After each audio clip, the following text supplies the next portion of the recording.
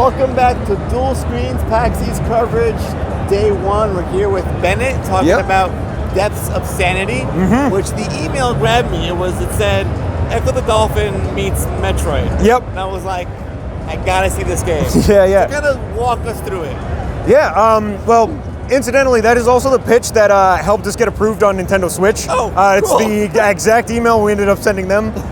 Because really, that's probably the best and quickest way to describe it. Shortest version, it's underwater metroid-vania. It's the entire game takes place in the ocean. You're piloting a single-man submarine, unlocking a bunch of upgrades to improve the capabilities of your ship to unlock new areas and explore deeper and deeper. It's a story-driven game. You're Commander Abe Douglas. You're part of the Global Oceanic Atmospheric Association, and you dispatch a crew of 6 members to investigate this deep resonance frequency coming from the bottom of the ocean. They disappear, and you take it upon yourself to find out what happened to them. And this game is your story. You get to play out the entire insane trip. So I saw some little hints of Blaster Master as well in there. You could disembark from your sub. Yep. It's a risky move though. Yes. You're like that big, like this tiny, so super tiny. Yeah, it's so we get Blaster Master a lot. We've been fortunate enough to bring this game to a bunch of conventions over the past 3 years of development, and we love hearing like comparisons and things like that. We all had to go out and research Blaster Master after we kept hearing people talk about it. They're like, Blaster Master, we hear almost every time somebody would play it. And we're like, we should probably play this Blaster Master game. Right. And we went and we checked it out and we're like, okay, yeah, no, we totally get it. Absolutely. The inspiration for the diver actually originally came from Axiom Verge. There you go. The drone is essentially the thought behind it. It's a little smaller version of you that can go into small areas. And yeah, he's like, I think 8 pixels tall, is actually the height of the diver. It's absolutely tiny. And yeah, almost compared to the great white shark, would fit in his entire mouth. It's a big shark. Yeah, you newer devs. What's a Blaster Master? What is this game we're talking about here? So I will, in my defense, I've been playing since Atari 2600. Yeah. There are just some gaps. Right. Yeah, can't play them all. Right. So what does the core gameplay look like? It's Depths of Sanity. It's going to revolve around that sort of core Metroid-vania experience of unlocking a new weapon, gives you access to new areas and potentially some old areas, so you can explore, unlock new weapons, and expand your search for this crew. You'll be unlocking not only secrets that expand your arsenal, but also secrets that kind of give you a little bit more of the story and what's going on behind the scenes, what happened to these people as they were lost at sea. And that's sort of the core loop, is that sort of progression system. We have 6 different levels with 6 different bosses, and some of the gates you'll find, traditional Metroidvania hard gates, you're not getting through here until you find the right weapon that lets you get through here. But some others that you might have experienced in this demo are a little bit softer. There's nothing stopping you from going into the pitch black areas of the game without proper lighting or sonar. Did not go so well. Yeah, I mean, nothing stopping you physically. But yeah, no, it's not easy to navigate, and it's by design, but we've had a lot of people just brute force their way through the demo and get to the boss without the light, and we like that. It's kind of the way it's designed, because the old version of Metroidvania of you're not moving past this point until you get this gun, I mean, it's a staple. I love that style, but in the world of in the new world of Breath of the Wild type of gameplay, you want a little bit more player creativity in the game. So we tried to build a lot of different new fun weapons and systems that can kind of be combined with each other in unique ways, to give you a little bit more to do than just get this thing, go here, use that thing.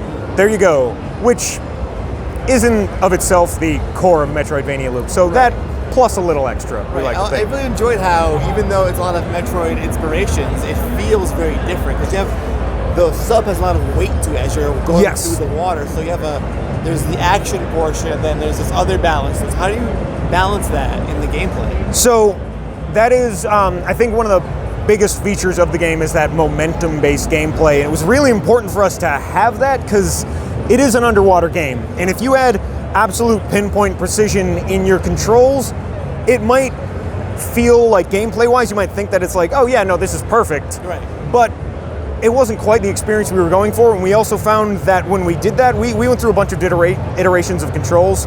Some of them included like twin stick controls, right? Yeah. Which made the game so not easy. That's not the right word, but it changed the gameplay combat so much that we had to flood the world with enemies and bullets for you to dodge, and we're looking almost at like a bullet hell type. Yeah, no one wants that.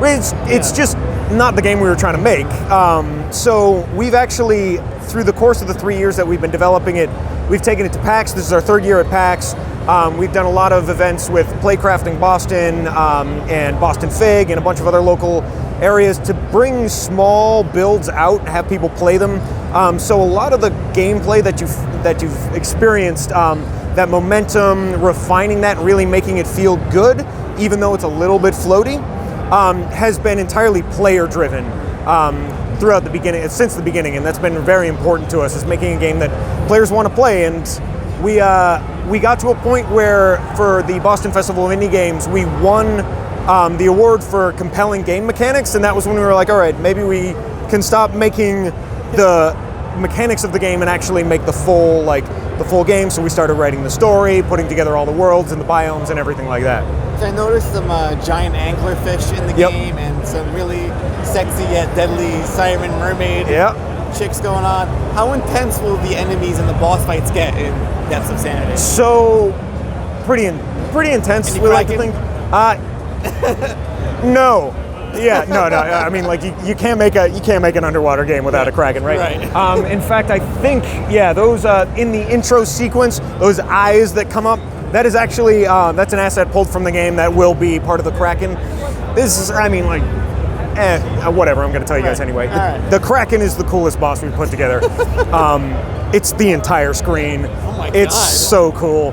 So and like that's not even the coolest part about it. I'll kind of leave that as the tease, but like that's kind of, we're trying to do stuff like that. It's like, what if this boss was the level? So instead of, for like most of the bosses, I'm drawing these, like, so for the sirens, I drew a bunch of different, those are traditional, like, sort of hand-drawn animation to make everything work. And then when we made the Kraken, I just made level tiles that looked like a Kraken, because he's just the screen. It's going to be really cool. So we have a bunch of different types of bosses like that. We borrowed a little bit from all kinds of oceanic lore. We've got a Celian, Charybdis homage in there. Ooh, Kraken. The Greek in me really appreciates Nice. Yeah. I did take some visual creative liberties, but the idea of, like, we got some whirlpools and, like, say, a big multi-headed monster. You got it. Nailed it. Yep. I think and our first boss is Moby Dick, like, just straight up. He's a white sperm whale with a giant spear in him. It's fun to, like, nobody knows what's in the bottom of the ocean. It's like 95% of the ocean's unexplored. Yeah. So like, and everybody's got a story about what's down there, so we kind of injected a little bit of everything. And then we'll have our own sort of, like, the final boss is going to be part of, like, the story. It's our own design, and some of the, you might have encountered a little more, like, monstrous enemies, the anglerfish, though based in reality, their jaws aren't actually that big, so you gotta take some creative liberties.